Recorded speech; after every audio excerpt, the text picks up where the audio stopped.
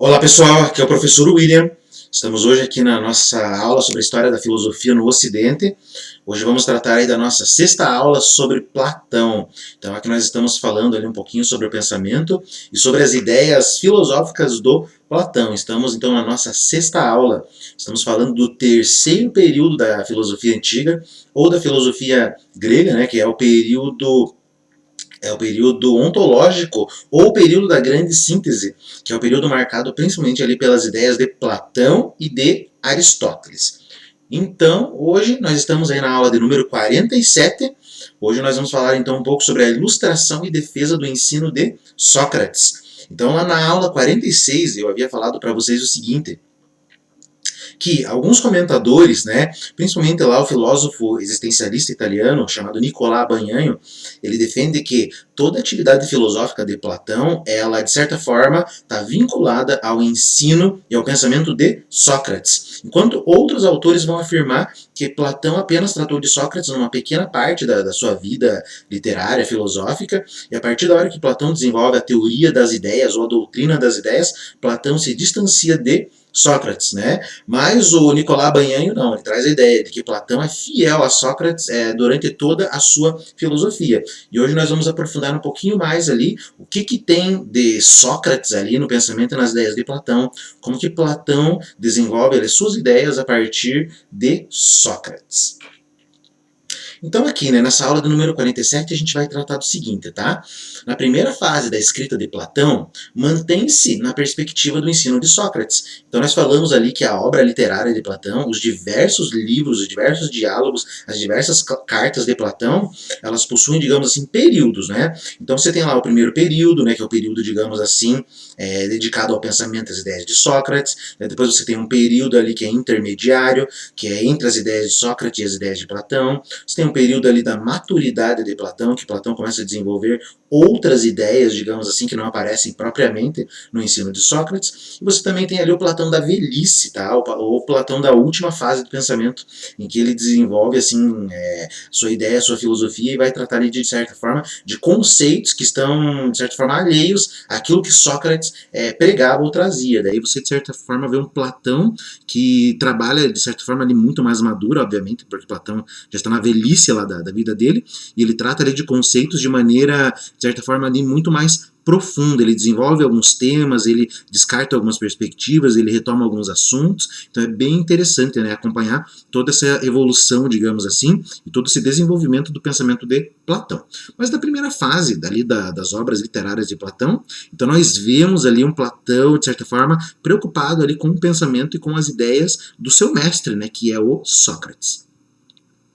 O Platão ele propõe-se a ilustrar alguma atitude fundamental do Sócrates histórico. Então, ali nos primeiros diálogos de Platão, fica bem claro, assim, fica de certa forma bem nítido que Platão vai tentar retratar aquele Sócrates histórico, aquele personagem histórico do Sócrates, principalmente ali em duas obras, em dois diálogos, digamos assim, né? Que é a Apologia de Sócrates e também o Críton. São dois diálogos que deixam assim a marca do Sócrates histórico. É a partir dessas duas obras de Platão é que você tem uma imagem de como é o Sócrates. O Sócrates que a gente conhece aqui no Ocidente, né, é um Sócrates ali deixado pela escrita de Platão, tá? Porque lembra lá que o Sócrates não escreveu nada?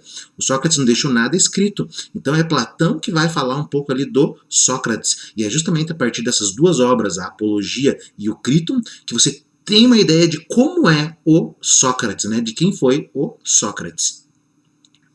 Platão, além de tentar, de certa forma, ali nesses primeiros diálogos, retratar um Sócrates histórico, em um outro conjunto de diálogos, o Platão vai tentar, de certa forma, pegar algumas perspectivas ali deixadas pela filosofia e pelo pensamento socrático, tá?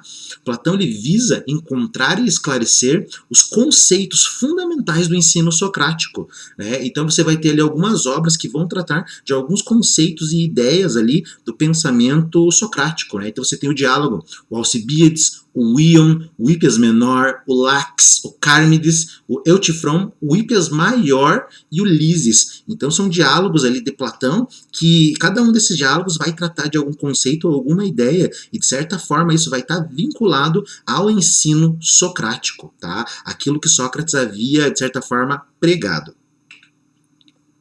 Então a gente vai começar a falar um pouquinho, assim, brevemente, sobre a Apologia de Sócrates.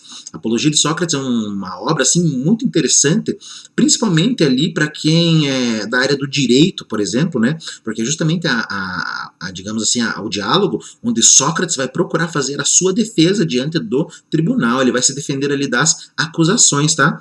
A Apologia é uma obra bem interessante, então vale a pena a leitura, tá? Então a Apologia, ela representa o dever que Sócrates assumiu ante a si e aos outros. Então quando nós falamos lá de Sócrates nas aulas anteriores, né, nós temos lá 8 aulas sobre Sócrates, dá quase 2 horas e meia de conteúdo apenas sobre o Sócrates. Aparece muito, digamos assim, da apologia que Platão escreveu, tá?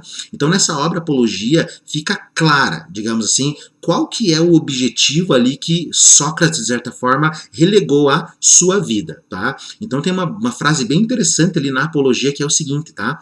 Uma vida sem pesquisa não é digna de ser vivida pelo homem, tá? Uma vida, então, onde não há uma busca pelo conhecimento, onde não há uma busca pelo conhecimento de si mesmo, onde não há uma busca pelo conhecimento da sua alma, da sua essência, essa vida não vale a pena ser vivida, caso você não faça essa busca. O sentido, digamos assim, da vida humana é dado justamente pela pesquisa, pelo conhecimento de si. Você tem que conhecer a si mesmo, conhece-te a ti mesmo. Então esse foi o objetivo de vida ali que o Sócrates vai trazer na Apologia. Ele, inclusive, prefere a morte do que deixar de seguir esse objetivo, né? E esse objetivo só é realizado pela filosofia. É a filosofia que vai fazer justamente essa pesquisa, o exame de si e o exame dos outros também, tá? Então é bem interessante. Na Apologia fica bem claro essa missão do Sócrates. Lembrando que, segundo Sócrates, essa missão foi dada a ele por Deus, por uma divindade. Foi Deus que deu essa missão a Sócrates para ele fazer a filosofia, ou seja, fazer o exame da alma de si mesmo e também da alma dos outros, tá? É bem interessante, bem legal, e nessa obra Apologia aparece tudo isso. O outro diálogo de Platão, o diálogo chamado Críton, vai trazer também um outro aspecto ali do pensamento socrático. O Críton traz o dilema, tá? O que é o dilema? Né? O dilema é como se fosse, assim, digamos, um chifre, né? Fazer assim, um chifre. Que você tem dois caminhos, duas opções. É isso que é um dilema, tá? Ou você faz uma coisa, ou você faz outra, tá? Esse é o dilema. Qual é o dilema da vida? O que você faz? Eu faço isso ou faço aquilo? Mas geralmente no dilema, qualquer um dos dois caminhos que você for seguir, geralmente você vai se dar mal, né? Esse é o problema do dilema. O que eu faço isso? Eu vou sofrer, mas vou sofrer menos, ou eu faço aquilo que talvez eu tenha um prazer, mas depois eu vou sofrer muito mais? Então essa é a questão. O dilema, quando você tem dois caminhos a seguir, você tem duas opções, mas geralmente as duas também não são muito boas, tá? Então ali, nesse diálogo Críton, o Sócrates apresenta um dilema. O que ele vai fazer? Né? Ele foi condenado à morte, e ele ficou preso lá por 30 dias, tá? E o dilema era, Sócrates vai morrer ou vai fugir? Então lembrando, né, eu já havia comentado sobre isso também, a prisão, de certa forma, ali de Sócrates, as pessoas, pelo menos ali, alguns diálogos de Platão trazem essa ideia, alguns comentadores falam que as pessoas não queriam matar o Sócrates foi condenado à morte, mas de certa forma ali, estavam até fazendo vista grossa para Sócrates, caso ele quisesse fugir, né, e alguns dos amigos ali de Sócrates, alguns dos discípulos, falavam, Sócrates, fuja, não seja condenado à morte, você pode sair da cadeia, saia da prisão, fuja, vai viver em outro lugar. E o Sócrates traz a ideia, né, de que se ele fugisse, ele estaria entrando em contradição com tudo aquilo que ele ensinou, tá? Então aqui você tem esse dilema. O que o Sócrates deve fazer? Ele deve fugir para não morrer, ou ele deve aceitar a morte, deve aceitar a punição, a condenação dele? Esse é o dilema desse diálogo Críton, também um diálogo bem interessante. A decisão de Sócrates nesse diálogo mostra a seriedade do seu ensino. Por quê? Porque, como todos já sabem, né, isso aqui não é um spoiler, nada, o Sócrates preferiu a morte. Ele tomou lá o veneno e morreu. E justamente ali, um pouco antes da morte, ele vai trazer todas essas ideias aí, não é? Se o Sócrates tivesse fugido, digamos assim, ele estaria em contradição com tudo aquilo que ele ensinou. O Sócrates falava da justiça. A justiça é um valor ali extremo, digamos assim, para a filosofia grega. E não respeitar as regras da cidade, se a cidade condenou Sócrates à morte, Sócrates não pode fugir, porque fugir é ser um covarde. Fugir é, de certa forma ali, não acreditar na justiça, mas era isso que Sócrates defendia. Acredite na justiça, acredite no bem, na virtude, na excelência, etc. Tá? Então essa é a ideia. Se ele fugisse, isso aí abriria pretexto, né, até para falar mal dele. Iam falar assim, Sócrates fugiu, tudo aquilo que ele ensinou é mentira. Mas não, Sócrates preferiu morrer, né, ali acreditando nas suas ideias, né, do que, digamos assim, fugir e contradizer tudo aquilo que ele ensinou. A grande questão que haviam imposto ao Sócrates é: você pode ficar aqui desde que você pare de fazer isso que você faz. Ou seja, o que você faz? Filosofia. Se ele parar de filosofar, ele pode ficar em Atenas. Mas o Sócrates sabia que essa era a missão da vida dele. Então ele não deixaria de filosofar, ele preferia morrer do que deixar de fazer a filosofia. Tá? E foi isso que aconteceu. Ele acabou morrendo. Então, com esses dois escritos, Platão deixa para os séculos seguintes a atitude que converte Sócrates no filósofo por excelência. Então, o diálogo Apologia e o diálogo Críton são dois diálogos que vão deixar a marca ali da figura do Sócrates.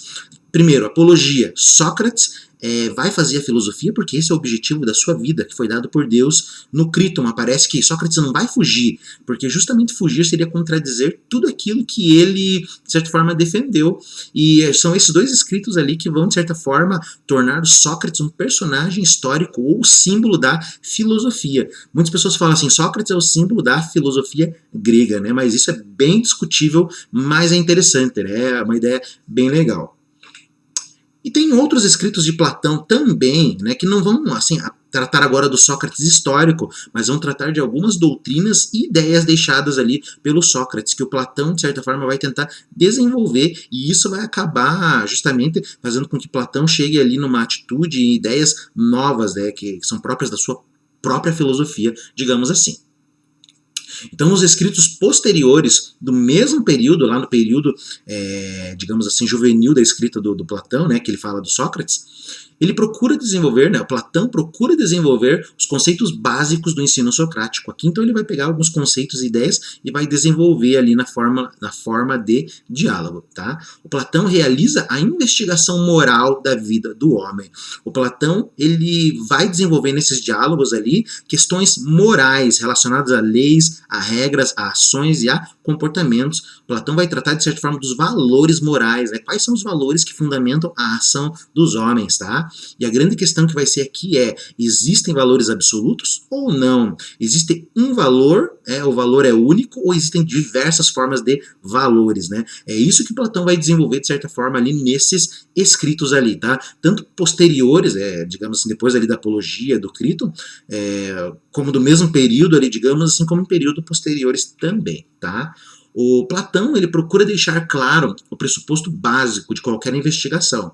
Então, primeiramente, tá? Qual é o pressuposto básico da investigação, da pesquisa, da filosofia? Isso aqui é o pressuposto básico, que foi deixado lá por Sócrates. E esse pressuposto básico, digamos assim, para o início de qualquer investigação é o seguinte, é o reconhecimento da própria ignorância.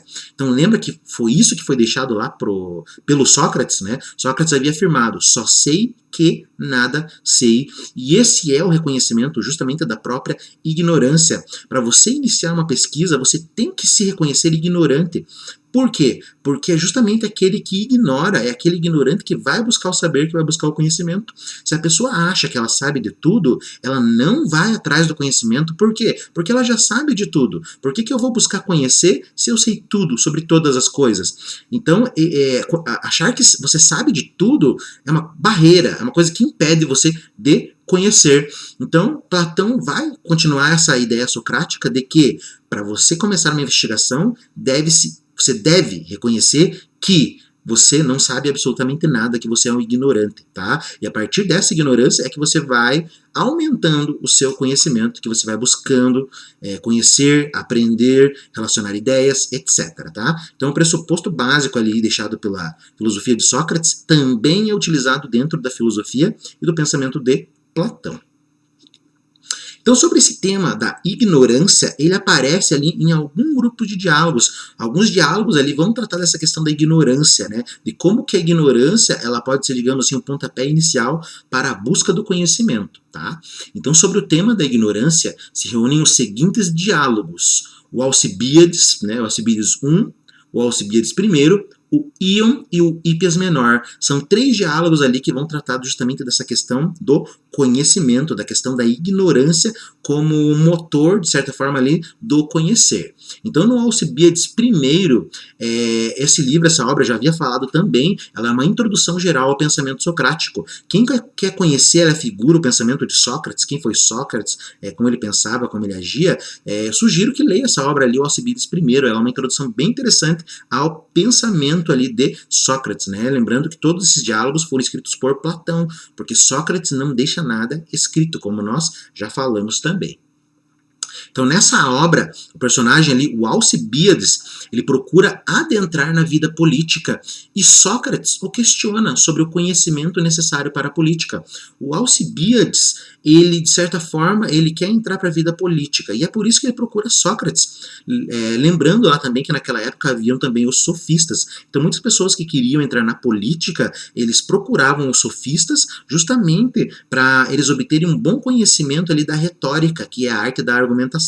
Então, lembrando que naquela época, para você ser um político, não é que nem hoje, que você tinha uma eleição, que você votava, não. Na verdade, a grande questão daquela época era aquele que debatia melhor, aquele que era um bom orador, aquele que falava bem, tá? Se bem que nos dias atuais também é assim, geralmente o político é aquele que convence pela fala, tá? Então, em geral, quem queria ser político naquela época procurava o ensinamento dos sofistas. O Sócrates também foi procurado por algumas pessoas, porque elas julgavam que o Sócrates falava muito bem, né? Embora Sócrates não reconhecesse isso na sua pessoa, tá? Então, Alcibiades procura o Sócrates ali para ser um político, e o Sócrates já vai começar questionando ele, né? Qual que é o conhecimento que ele tem ali sobre a política para ser um político.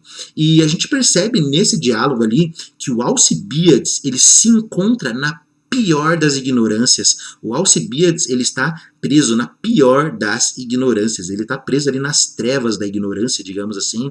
E qual que é essa pior ignorância? A pior ignorância é ignorar que você é um ignorante, tá? Então, ignorar que você ignora as coisas. Por quê? Porque é justamente aquela questão que eu havia trazido, que eu havia falado, quando você acha que você sabe das coisas, você, de certa forma, ali não vai ter uma predisposição ao conhecimento. E o Alcibiades, ele estava nessa posição. O Alcibiades, ele não sabia que ele era um tremendo ignorante. Tá? E foi isso que o Sócrates procurou mostrar a ele, né? Se ele quisesse ser um político de verdade, ele deveria primeiramente reconhecer que ele é um ignorante, para só a partir disso ele correr atrás do conhecimento, o conhecimento necessário, de certa forma, ali para fazer a política. Então a gente percebe nesse diálogo que só pode sair da ignorância conhecendo a si mesmo, e isso é um pressuposto lá da filosofia socrática, lembrando mais uma vez lá o mote, digamos assim, da filosofia socrática, que é o conhece-te a ti mesmo, tá? Primeiro passo ali para você fugir dessa ignorância, olhar para dentro de si, fazer uma análise, fazer um exame, fazer uma filosofia de si mesmo, analisar a tua essência, analisar a tua alma, para só a partir disso você se reconhecer, você conhecer a si mesmo. Não é à toa que Sócrates é considerado o pai da psicologia, porque o trabalho do psicólogo é justamente esse, é uma análise da alma, uma análise das ideias, uma análise ali do pensamento do indivíduo. O psicólogo, ele vai adentrar ali no mais profundo do indivíduo, do mais profundo do ser, e foi isso que o Sócrates trouxe lá no século IV a.C. Primeira coisa, olhe para dentro de ti, olhe para dentro de si mesmo, e a partir disso você já vai começar, de certa forma, a iluminar essas trevas da ignorância, digamos assim. Então, lembrando, o que é filosofia para o Sócrates? O exame de si e, ao mesmo tempo, o exame dos outros também. Analisar a sua alma e, ao mesmo tempo, analisar a alma dos outros, tá? Só você pode sair da ignorância começando aí por esses passos, né? E reconhecendo que você é ignorante. Então, a partir disso, você pode começar a almejar, digamos assim, conhecer as coisas. Então, a partir disso, né, a partir desses passos aí que eu falei, você pode conhecer a justiça, né, justiça com J maiúsculo, por quê? Porque é a ideia suprema de justiça, ou, de certa forma, a essência de justiça, tá? E pro Platão, ali, pro Sócrates, né, o político verdadeiro, o político que vai fazer bem as pessoas, é aquele político que conhece essa ideia da justiça. É o político justo, aquele que tem o conhecimento da justiça vai agir de forma justa. Isso aí foi trazido tanto por Platão quanto por Sócrates. Aquele que tem o conhecimento do bem vai agir de forma boa. Só age mal aquele que é ignorante do bem. A pessoa age mal porque ela acha que está fazendo um bem, mas não é um bem. Ela, na verdade, está sendo iludida, ela está sendo enganada. Já aquela pessoa que contempla o bem, que conhece o bem, ela só vai agir bem, pelo menos isso na perspectiva de Platão e Sócrates. Lembrando que isso vai ser trabalhado mais para frente, lá na filosofia medieval, principalmente na filosofia do Santo Agostinho, que vai trazer justamente outras ideias ali para trabalhar essa questão do bem, do mal e da ação humana, tá? Então Sócrates vai dizer ali nesse diálogo, né, você só pode, de certa forma, ser um político, ajudar as pessoas, quando se conhece a justiça. Sem justiça, o político é vulgar. Então é isso que talvez nós vejamos hoje na nossa época, no nosso período, né, no nosso contexto aqui de Brasil e também em outras regiões, outros países, que muitos políticos estão ali e não sabem, não têm essa ideia de justiça. Eles não têm o conhecimento necessário justamente daquilo que é justo para as pessoas, né? Mas não querendo fazer a redução, dizendo que o político só tem que saber o que é justo. Não, o político tem que conhecer uma série de coisas. Mas ali para Platão e Sócrates, sem justiça, político não é um político de verdade, é um politiqueiro, é um político vulgar, uma pessoa que está ali apenas pensando nos seus interesses e não no interesse da maioria. Um outro conjunto de diálogos ali também vai trazer umas outras ideias, né? Então, o diálogo ali anterior, o Alcibíades, né, a gente está falando justamente sobre essa questão da ignorância, tá? Que o Sócrates vai mostrar que a ignorância é um passo essencial para você buscar o conhecimento, mas ali se fala também da ideia de justiça, tá? Aqui no outro diálogo, o Ion, ele também traz o tema da ignorância inconsciente, ou seja, a pessoa ela é ignorante inconscientemente, porque ela não sabe que é ignorante, tá? O que é o Ion, tá? O Ion é um rapsodo, né? O que é um rapsodo? Rapsodo é como se fosse na Grécia Antiga, naqueles países da Antiguidade, eram, de certa forma, poetas e cantores, né? Eles iam lá nos bares, nas tavernas, eles iam lá e cantavam, né?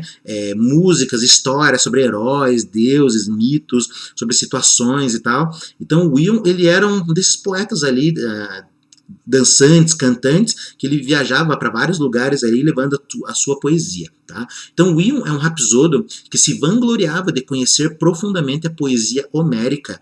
Lembrando que Homero, ele foi um dos primeiros poetas ali que fez a compilação da mitologia grega. O Homero escreveu ali a Ilíada e também a Odisseia, que são duas obras maravilhosas, muito bom, muito legal. E o Ion era um rapsodo que conhecia ali profundamente toda essa poesia homérica. E é isso que vai ser retratado ali nessa obra, o Ion, tá? O Platão, né, quando ele vai descrever esse diálogo, o Ion, né, por que ele está falando ali de um rapsodo? Por que ele está falando de um poeta, né?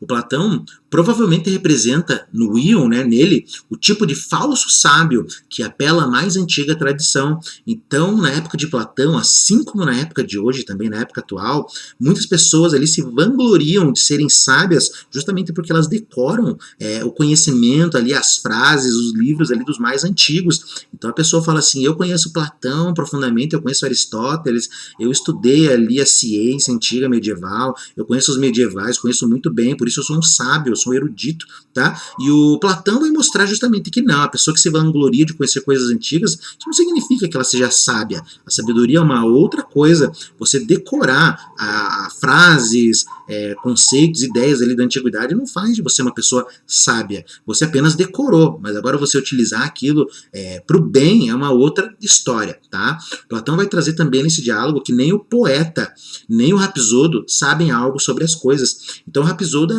tinha aquela figura, digamos assim, né, no caso do Ion, que muitas vezes ali ele citava frases ali do Homero, né, que o Homero era um antigo naquela época, e também é um antigo hoje, obviamente, né, e muitas situações ele citava frases do Homero, assim, né, e as pessoas falam, nossa, como ele é inteligente, como é isso, como é aquilo, e o Platão vai dizer claramente, né, que o poeta e o rapsodo não são sábios, né, por mais que eles falem de várias coisas, eles não têm sabedoria.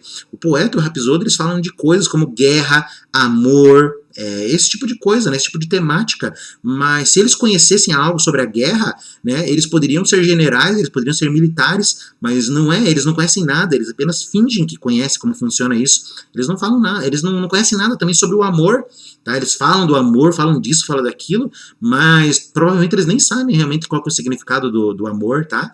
Então, eles têm uma falsa sabedoria, eles acham que sabem muito sobre as coisas, porque eles falam de várias coisas, mas no fim eles não conhecem conhecem profundamente nada, tá? É isso que o Platão traz. E essa é uma das críticas também que o Platão vai fazer ali à arte, principalmente a poesia, né? Lembrando ali que o Platão vai trazer a arte ali de forma negativa, né? A gente vai trabalhar isso nas aulas anteriores, mas ele vai mostrar que a arte é uma grande ilusão, né? Não a arte em geral, assim, mas de certa forma muito da arte ali tem muito de ilusório, só ilude as pessoas, mas isso é uma outra história que a gente vai falar um pouquinho mais pra frente. Então eles não falam em virtude de sua sabedoria, mas sim com base na inspiração divina. E também tem uma outra questão ali, né, que vou comentar agora, que muitos desses poetas, né, eles na verdade se consideravam, né, inspirados por Deus, pela divindade, ou seja, né, naquela época eles acreditavam nas musas, existia uma série de musas ali, cada uma das musas representava uma arte, tá? E essas musas, elas de certa forma inspiravam ali os poetas a compor poesias, versos, etc e tal. E o Platão vai dizer que isso aí não é sabedoria, isso é inspiração divina. Daí é fácil, né? Se você tem uma inspiração divina, a ideia não é tua, mas a ideia é de Deus, tá? Então essa é a ideia. Platão vai trazer isso. Então o poeta não é sábio, porque ele fala de várias coisas. E também não é sábio. Por quê? Porque ele justamente é inspirado por Deus. Nada ali sai dele, da pesquisa. Nada sai da sua própria força. Tudo é inspiração. Tá? Se o saber do poeta fosse verdadeiro, ele poderia ocupar-se das coisas que fala. Então foi isso que eu acabei de trazer também. O poeta lá, você pega o poeta fala da guerra, tá? Mas o poeta provavelmente não sabe nem usar uma espada, um machado, uma lança, não sabe usar uma catapulta, não sabe de estratégias militares, etc. Não sabe de nada. E ele fala dessas coisas como se ele soubesse, né? E o Platão fala assim, se ele tivesse alguma sabedoria, ele saberia usá-las, mas ele não sabe. Então, aquilo que ele fala é vazio, digamos assim, tá? No outro diálogo aqui também, no Hípias menor, aparece uma variação paradoxal do tema da ignorância, tá? Então aqui, de certa forma, esse tema, essa temática da ignorância do homem vai aparecer de uma forma um pouco paradoxal, digamos assim, tá? A grande questão desse diálogo ali do Hípias menor, né, ele tem um diálogo assim um pouco confuso, é um pouco difícil de entender às vezes, né? Mas a grande questão que vai ser trazida ali no diálogo é: só peca voluntariamente quem sabe o que é o bem, tá? Por quê? O que isso significa? O que isso tem a ver? Por exemplo, né, nesse diálogo parece que fica clara a ideia de que uma pessoa só vai agir mal de maneira voluntária se ela sabe justamente o que é o bem. Então a pessoa tem o conhecimento do que é o bem, eu conheço o que é o bem, eu sei o que é o bem. Para Platão, a pessoa agiria bem, porque ela não vai agir de uma outra forma. A pessoa só age mal por ignorância. Mas aqui ele está trazendo uma ideia. Só vai agir mal de maneira voluntária aquele que sabe o que é o bem. Eu sei o que é o bem, sei, mas eu vou agir mal porque eu sei, eu conheço justamente o bem, tá? Então eu só vou agir mal porque eu vou agir de maneira voluntária. Eu tô agindo mal, eu sei que eu tô agindo mal, tá? Eu tenho consciência disso, tá? E isso é uma questão assim meio paradoxal, porque se você conhece o bem, isso significa que você também tem conhecimento sobre o mal. Essa é a questão filosófica, digamos assim. Isso aqui é um pouco complicado de entender, tá? Eu sei o que é o bem, eu sei o que é o bem, tá? Mas sabendo o que é o bem, automaticamente eu já tenho conhecimento sobre o que é o mal. Então essa é a questão. Por quê? Porque beleza, eu posso agir mal? Posso. Mas quem disse que aquele mal, aquela maneira como eu estou agindo, de certa forma, realmente é um mal? Muitas vezes ela pode proporcionar uma coisa que seja um bem também, tá? Então essa é a questão. Por isso que é uma coisa assim meio complicada ali. E nesse diálogo, Platão traz um pouco ali dessa ideia, tá? Mas esse diálogo ele vai chegar ali numa conclusão absurda, né? E o absurdo desta conclusão sugere que é impossível pecar voluntariamente e que só peca quem não sabe o que é o bem. Mas aí é que tá, essa foi a questão que eu acabei de trazer aqui, tá? Quem não sabe o que é o bem também saberia que não é o mal. Quem sabe o que é o bem sabe o que não é o mal. Você conhecendo uma coisa, você exclui ali a outra. Você conhecendo uma coisa, você automaticamente vai conhecer a outra coisa. Então essa é a questão, tá? Esse diálogo ali, ele traz um argumento que é chamado de redução ao absurdo. O que é uma redução ao absurdo? É quando você mostra, digamos assim, eu tenho uma ideia principal, tá? Eu não consigo provar que essa ideia principal é verdadeira, mas o que eu faço? Eu pego o contrário dessa ideia e provo que ela é falsa. Se essa ideia contrária é falsa, quer dizer que a ideia anterior era verdadeira, tá? Eu sei que é meio confuso, é meio difícil isso aí, mas é só uma ideia aí de argumentação. Depois vocês procurem lá o que é redução ao absurdo, vocês vão ver uma série de argumentos, tá? Vou dar uma ideia aqui, ó, para vocês, ver se vocês entendem, tá? Beleza, eu tenho um argumento, ó, meu argumento. Deus existe. Tá? Deus existe, é o meu argumento. Só que eu não tenho como provar que Deus existe. O que eu vou fazer? Então eu vou inventar um outro argumento contrário. Quer ver, ó? Deus não existe. Então eu peguei ali o argumento principal e agora eu inverti, coloquei ele ao contrário. Ó, Deus não existe. E o que eu faço com esse argumento, Deus não existe? Vou provar que esse argumento é falso. Quando eu provo que Deus não existe é falso, logo o primeiro argumento, Deus existe, se torna verdadeiro, porque ele é o contrário. É isso que é redução ao absurdo. Quando você pega um argumento ali, eu não sei provar se ele é verdadeiro ou não, mas eu pego o contrário dele e provo que ele é falso. Se ele for falso, quer dizer que o oposto também é verdadeiro, tá? Então é isso que o Platão faz nesse diálogo ali. Isso aqui é um exercício para a mente, isso aqui é um exercício para o pensamento, tá? Então esse diálogo é uma redução ao absurdo da tese de Sócrates, né? Justamente a questão da ignorância, ok? Então essa é a questão. E o Platão vai trazer também um outro grupo ali de diálogos, né? Justamente a questão da virtude. O que é virtude? A gente já trabalhou também a virtude nas aulas anteriores. A virtude, de certa forma, é aquilo, né, na Grécia Antiga, porque a virtude, de certa forma, ela tem vários significados. Na filosofia antiga tem um, na filosofia medieval tem outro, na filosofia moderna tem outro, na filosofia dos dias atuais, virtude é diferente, tá? Mas naquela época, o que era a virtude? A virtude era o melhoramento de um objeto, o melhoramento de uma coisa. É aquilo que é melhor, ou seja, a virtude é a excelência. E a grande questão que o Platão vai discutir aqui agora é se existem uma única virtude ou se existem várias virtudes. Ou seja, existe apenas uma coisa que melhora o homem, que melhora o ser humano, ou existem várias coisas, tá? E é nesse grupo de diálogos que Platão vai discutir essas virtudes também, que justamente tem a ver muito ali com o ensino de Sócrates. Então, no primeiro diálogo ali, né, o Laques, eles vão fazer uma análise da coragem, analisa-se a coragem. Num outro diálogo chamado Carmides, analisa-se a prudência. E num outro diálogo chamado Eutifron, analisa-se a santidade, tá?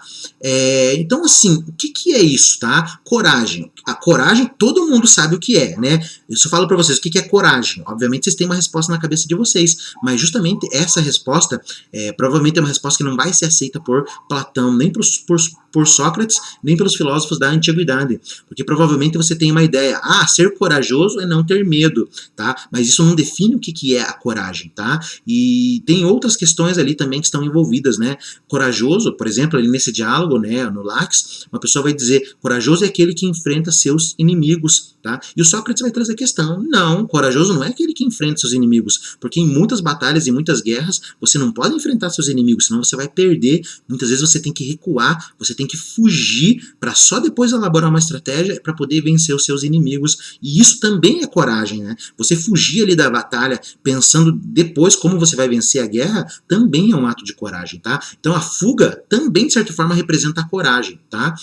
Então daí esses diálogos vão trazer essas virtudes, tá? A coragem é uma virtude, prudência é uma virtude, santidade também é virtude. O que é prudência? Prudência é você agir da melhor forma numa determinada situação. O que é ser prudente? Você tem uma série de caminhos para seguir, tá? Você tem uma série de coisas para fazer. O que você vai fazer? Ser prudente é tomar a melhor atitude, é agir da melhor forma numa determinada situação. Você tem várias escolhas durante a tua vida, tá? Se você fizer escolhas ruins, provavelmente você vai se ferrar. Isso não é ser prudente, não é. Ser prudente é fazer a melhor escolha para você, tá? Então isso é prudência, que vai ser discutido também nesse diálogo. E a santidade, o que é a santidade? É a devoção, digamos assim, do homem a Deus ou aos deuses, ou ao sagrado ou ao divino. Também representa a troca ali, digamos, de favores, de certa forma, dos homens para os deuses ou de Deus para os homens, tá? Então são virtudes ali que são discutidas nesses diálogos, e o Platão justamente vai mostrar que essas virtudes não existem por si só, não existe uma coragem, uma prudência e uma santidade separadas, né? Não existem três virtudes, mas todas elas formam apenas uma única virtude, que é o bem. Coragem é uma coisa, digamos assim, que não existe de maneira só. A coragem só existe a partir do conceito da virtude do bem. A prudência não existe de maneira sozinha e isolada, mas ela só existe a partir do bem. A santidade é a mesma coisa, ela não existe de maneira sozinha, mas ela existe a partir do bem. Platão vai trazer a ideia de que só existe apenas uma virtude, que é o bem. Todas as outras virtudes, coragem, prudência, santidade, etc. e tal, são, digamos assim, derivadas, mas apenas existe uma, que é o bem. Todas elas se reduzem ao bem. Tá? Platão desenvolve a pesquisa sobre o objeto e o fim da virtude, assim como dos valores que estão em sua base. Então, nesse grupo de diálogos ali, Platão vai trazer constantemente, né, qual que é o objeto, né, e o fim da virtude. E ele vai chegar à conclusão, né, que o objeto e o fim da virtude é justamente o bem. Né? Todas as virtudes aí visam o bem de alguma forma, né? Assim como dos valores que estão em sua base. E o valor também é o bem. Por que as pessoas agem de uma determinada forma? Platão vai dizer que é por causa do bem. As pessoas tomam atitudes ali visando o bem. Elas não pensam no bem, mas elas estão agindo pelo bem, tá? Elas só agem mal porque elas acham que estão fazendo um bem ou para elas ou para os outros, tá? Mas muitas vezes não é assim, beleza? Então Platão vai desenvolver isso, essas ideias aí nos seus diálogos, tá? Em outro grupo de diálogos ali, como por exemplo no Hippias Maior, Platão desenvolve a pergunta sobre o belo, tá? O belo, a beleza também é uma virtude. O que é belo? O que é beleza, tá? E o Platão vai chegar à seguinte conclusão: o belo não é diferente do bem, ou seja, é mais uma virtude ali que se reduz ao bem. O bem é a virtude única, só existe uma virtude, que é o bem. Tudo aquilo que existe, belo, santidade, coragem, prudência, etc., são derivadas do bem. O bem é o termo final e o fundamento de toda a relação humana. Foi o que eu falei, né? O que quer dizer que o bem é o termo final? Quer dizer que tudo que as pessoas fazem, toda forma de ação, visa o bem. Tipo, por que eu gravo essas videoaulas, né? É visando um bem, o meu bem-estar, de certa forma, em sala de aula, o bem dos alunos que podem assistir esses vídeos, digamos assim, tirar algum conhecimento, é o bem das pessoas que vão assistir, vão aprender alguma coisa, vão concordar, vão discordar, tá? Por que eu ajo dessa forma? Por que você age? Por que você está assistindo esse vídeo? Ah, eu estou assistindo porque eu sou obrigado, tá? Mas por que você está aí e não está em outro lugar? Porque, de certa forma, você está aqui porque você tem uma concepção de bem, você sabe que estar aqui é estar bem, de certa forma, por mais chato que seja, tá? Mas a grande questão é, o bem é aquilo que é visado numa ação. Você só toma atitudes porque você pensa no bem, mas muitas vezes suas atitudes ali vão dar mal, vão dar errado, mas é porque você foi iludido, talvez você foi enganado, você achou que aquela foi a melhor ação, que aquela foi a melhor opção, mas na verdade não era, tá? E o fundamento de toda relação humana, toda relação se baseia ali no bem, tá? No Lises, que é o outro diálogo de Platão, a amizade não se funda na semelhança nem da dessemelhança. A grande questão naquela época, que era discutida e discutida nesse diálogo também, por que existe a amizade? O que é amizade? O que é amigo, tá? E muitos falavam assim, a amizade é quando o semelhante busca o semelhante, é quando o dessemelhante é aquilo que não tem nada a ver um com o outro, tá? É quando o dessemelhante procura algo, digamos assim, naquilo que não tem nada a ver com o outro, ou naquilo que tem algo que parece com si, tá? Então essa é a questão que vai ser discutida ali. O que é a amizade também? E o Platão vai chegar, né, à conclusão óbvia, né, digamos assim, que o homem ama e deseja o bem. Até a própria amizade, então, se fundamenta no bem. Você tem um amigo porque isso te faz bem, porque isso tem a ver com essa virtude, com essa ideia do bem.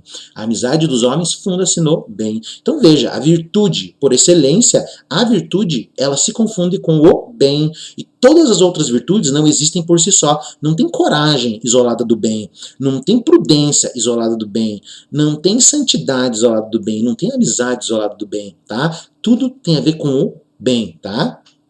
Bem com B maiúsculo, por quê? Porque representa uma ideia por si só, uma ideia que existe independente das coisas, tá? Platão vai trazer lá na teoria das ideias que as ideias existem antes das pessoas, ou seja, pode acabar a humanidade nesse exato momento, podem acabar todas as pessoas, mas a ideia do bem ainda existe, ela sempre vai existir, porque ela é uma coisa que existe independente do ser humano, independente das coisas, tá? E os resultados, então, né, das investigações empreendidas em todos esses diálogos podem resumir-se da seguinte forma. Então, tudo aquilo que a gente falou aqui agora, elas se resumem em duas formas, tá? Primeiro, não há virtudes particulares, ou seja, não há virtudes ali isoladas, né? Não tem coragem, prudência, santidade, amizade e belo por si só. Mas a virtude é só uma, ou seja, a virtude é apenas o bem. Não há fins ou valores particulares. definíveis cada um por si, mas o fim ou o valor é só um, o bem. Então foi isso que a gente trouxe aqui agora, são duas conclusões ali de todos esses diálogos ali de Platão, tá? Não existe virtude por si só, não existem virtudes particulares, mas todas as virtudes são únicas, ou seja, que se reduzem à ideia do bem. Tá? Então essas duas conclusões elas vão abrir as perspectivas da investigação platônica ulterior e preparam os problemas que ela viria a debater. Então todos esses problemas ali que são abordados nesse diálogo, elas vão fomentar ali as ideias de Platão. Platão vai muito além desses questionamentos e dessas ideias. Então, de certa forma ali, o Platão ele vai trazer justamente essa ideia ali desse diálogo socrático, ali desses problemas socráticos, justamente para abordar essas ideias. Mas conforme Platão vai amadurecendo, ele vai surgir, ele vai aparecer com ideias novas, com ideias diferentes. Platão aqui começa a falar, por exemplo, de um bem único, de uma virtude única que é o bem, e a partir disso que ele vai começar a desenvolver ali a sua doutrina e a sua teoria das ideias, né? Que ele vai procurar mostrar que existem ideias separadas, ideias, digamos assim, anteriores, digamos assim, à existência do próprio homem. Tá? Então na aula de hoje nós procuramos trazer ali um pouquinho sobre esse ensinamento e essa defesa ali digamos assim, do ensino de Sócrates, tá? Então lá o filósofo existencialista, o Nicolau Banhanho, ele traz a ideia de que justamente Platão ele não se distancia do Sócrates, mas todo o ensino de Platão ali tem a ver com as ideias e o pensamento de Sócrates. E aqui, né, a gente acabou discutindo nesses diálogos aí nessa aula, justamente como Sócrates aparece dentro ali do pensamento de Platão, tá? Então na próxima aula nós vamos tratar de outras questões ali. Nós estamos ainda na nossa sexta aula de 20 aulas sobre Platão, tem mais 14 aulas sobre Platão, tem bastante coisa ainda para discutir, e daí a gente vai continuar então esse debate aí na próxima aula, ok? Então por hoje é só, e daí continuamos na nossa próxima aula.